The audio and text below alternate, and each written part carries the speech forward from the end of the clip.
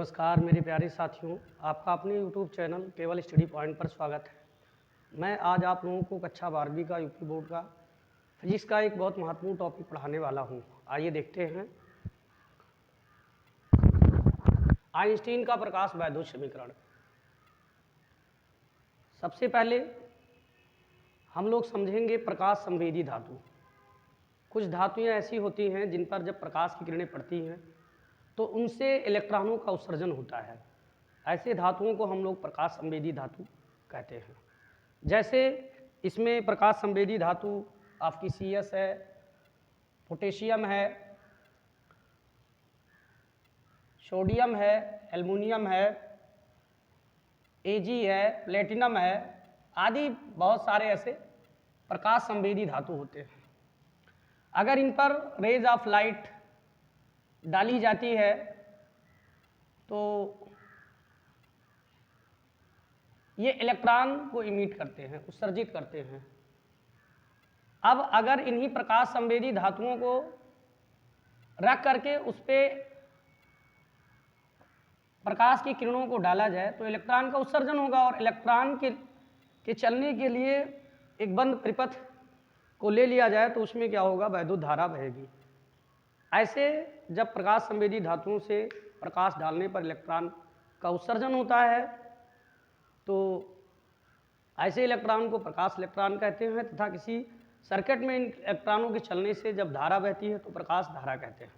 ठीक, अब ऐसा क्यों होता है? क्योंकि जो प्रकाश संवेदी धातु होते हैं उस पर इलेक्ट्रॉन होते हैं और जब उन्हें ऊर्जा मिलती है तो वो धातु की सतह पर आ जाते हैं। अगर उन्हें और ऊर्जा मिल जाती है तो वो बाहर निकल जाते हैं।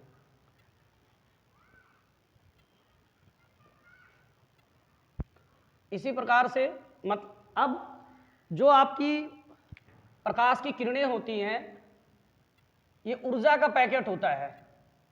ये क्या होता है? ऊर्जा का पैकेट होता है। इसमें ऊर्जा का बंडल होता है, इसको फोटान बोलते हैं। उन ऊर्जाओं को क्या मतलब फोटान। और ऊर्जा E = होती है h न्यू। यहाँ एक नियतांक है जिसे क्वांटम प्लांक नियतांक कहते हैं। इसका पॉइंट, इसकी वैल्यू जो है 6.6 × 10 - 34 है और ये न्यू है। ये जो तरंगे चल रही है तरंगों के रूप में आगे बढ़ती हैं प्रकाश की किरणें, उनकी आवृत्ति है। ठीक, उनकी आवृत्ति है। अब अगर इन्हीं प्रकाश संवेदी धातुओं पर इन्हीं किरणों को डाला जाए, मान लो आपके पास ये एक प्रकाश संवेदी धातु है और इन पर इसके अंदर जो है इन पर प्रकाश की किरणों को डाला जा रहा है जिसमें ऊर्जा है, ऊर्जा का पैकेट है फोटानों के रूप में। इनकी एनर्जी है E = h न्यू। अब मान लीजिए यहां एक इलेक्ट्रॉन है तो इस इलेक्ट्रॉन को सबसे पहले इस धातु की सतह से, ये धातु है, धातु की सतह से बाहर निकलने के लिए एनर्जी चाहिए। अब बाहर निकलने के लिए जो एनर्जी लगेगा उसको हम लोग कार्य फलन कहते हैं, W से प्रदर्शित करते हैं।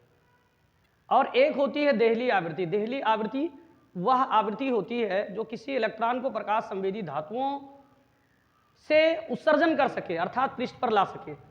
ये इसकी जो आवृत्ति होती है, न्यू होती है, इस पे डिपेंड होता है कि ये निकलेगा कि नहीं निकलेगा। और देहली आवृत्ति को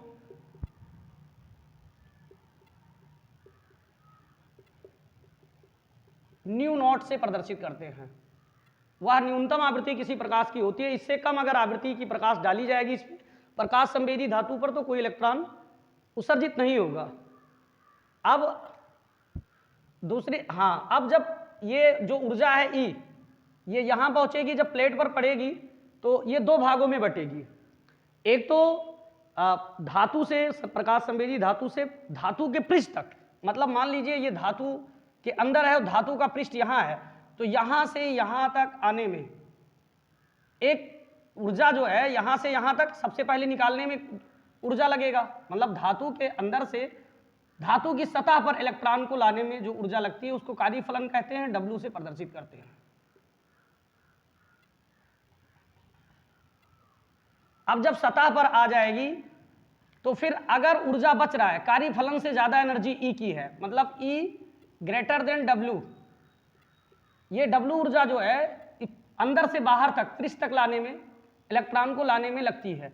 अगर ई ज्यादा है तो, अगर ई ज्यादा है डब्ल्यू से, तो जो ऊर्जा बच जाएगी यहां से यहां तक, डब्ल्यू कार्य फलन जो ऊर्जा व्यय हो जाएगी, उसके बावजूद जो ऊर्जा बचेगी वो आगे इस इलेक्ट्रॉन को गतिज ऊर्जा प्रदान करेगी।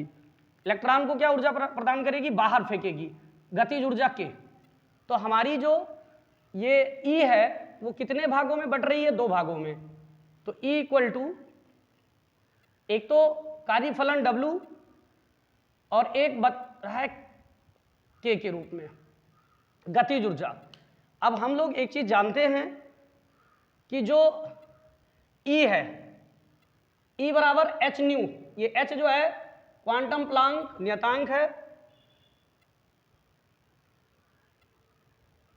E बराबर h न्यू हो जाएगा, W बराबर h, ये W भी ऊर्जा एनर्जी है, कार्य फलन इसको बोलते हैं, न्यू नॉट मतलब देहली आवृत्ति है, और प्लस K। अब K बराबर क्या हो जाएगा?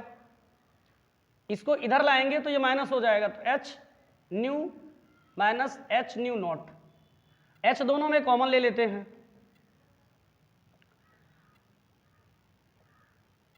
ठीक, इक्वेशन फर्स्ट मानते हैं। अब क्या है, यदि इलेक्ट्रॉन का द्रव्यमान, जो इलेक्ट्रॉन यहां से निकल रहा है, उस इलेक्ट्रॉन का द्रव्यमान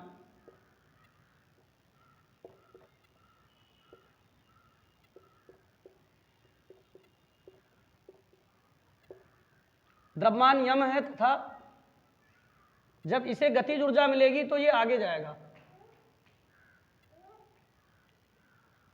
तथा मैक्सिमम वेग बी मैक्सिमम जो वेग है तथा इसकी मैक्सिमम वेग से गतिमान है।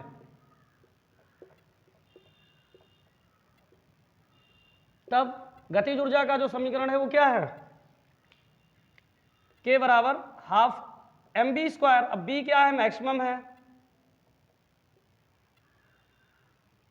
तो K के जगह पे क्या करेंगे? अब हम इसमें समीकरण 1 में रख देंगे ना, या इसको 2 मान लो, समीकरण 1 व 2 से, समीकरण 1 व 2 से, तो दोनों की तुलना करेंगे तो K के जगह पे हाफ mv स्क्वायर मैक्सिमम रख देंगे, 1/2 mv square maximum equal to h nu minus nu naught. ये हमारा आइंस्टीन का प्रकाश वैद्युत समीकरण है, फोटो इलेक्ट्रिक इक्वेशन, ठीक, आइंस्टीन का प्रकाश वैद्युत समीकरण।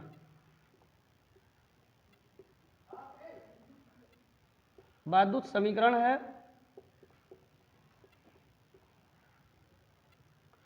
अब प्रकाश ऊर्जा से संबंधित एक समीकरण आइंस्टीन ने और भी दिया था, E बराबर mc स्क्वायर। मेरे प्यारे साथियों, एक बार आइए रिवीजन कर लेते हैं। सबसे पहले तो जो प्रकाश होती है उसमें ऊर्जा होती है, ठीक, फोटानों के रूप में ऊर्जा होती है, ठीक, और ये फोटान की ऊर्जा जो होती है E equal to h nu होती है। न्यू जो है प्रकाश की आवृत्ति है, प्रकाश किरण की आवृत्ति, प्रकाश किरण की या प्रकाश की आवृत्ति, ये आवृत्ति है। H क्वांटम प्लांक नियतांक है, ये आपकी W कार्यफलन है, और ये म्यू नॉट जो है आवृत्ति है। किसकी आवृत्ति है? उस प्रकाश की आवृत्ति है, न्यूनतम आवृत्ति जो इलेक्ट्रॉन का उत्सर्जन पृष्ठ तक कर सके। अब क्या होगा, जब ये ऊर्जा इस पर पड़ेगी प्लेट पे, तो 2 भागों में बटेगी, एक तो यहां से धातु के अंदर से पृष्ठ तक इलेक्ट्रॉन को लाने में, उसके बाद में यहां से आगे गतिज ऊर्जा प्रदान करने में। तो E को हमने 2 भागों में बांटा, W प्लस के 2 पार्ट में बट गया, E equal to h nu, और ये W इक्वल टू जो होता है वो h न्यू नॉट होता है, और K जो इसको गतिज ऊर्जा जो इलेक्ट्रॉन्स है उसको मिल गई। आप इसको इधर ले आए तो K बच गया इधर, चाहे इधर लिखो चाहे उधर लिखो, ये माइनस हो गया, H दोनों तरफ है, H को हमने कॉमन ले लिया, न्यू नॉट माइनस न्यू, अब यदि इलेक्ट्रॉन का द्रव्यमान m है तो गतिज ऊर्जा का जो समीकरण है k बराबर हाफ mv² होता है, ठीक। अब यहाँ जो है गतिज ऊर्जा का मैक्सिमम मान क्या मान लिया गया, वेग का v मैक्सिमम से गतिमान है तब k बराबर हाफ mv², v जो है वो मैक्सिमम है। तो अब यहाँ k की जगह पे उठा के इसका वैल्यू रख दिया गया, half mv² maximum equal to h nu minus nu naught. ये हमारा आइंस्टीन का प्रकाश वैद्युत समीकरण है। अगर वीडियो में अच्छा लगे तो लाइक सब्सक्राइब करें, अन्य ग्रुप में शेयर भी करें।